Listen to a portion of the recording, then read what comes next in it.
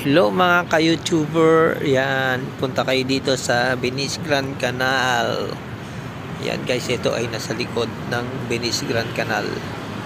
Yan, di ba? Para kang nasa fish pond.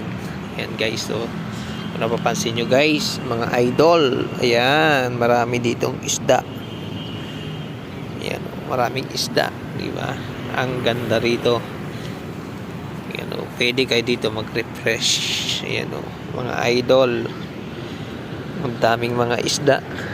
Ayan, nag-uumpo ka na sila. Wow, diba mga idol, mga isda. Ano kayang mga isda ito? Ayan,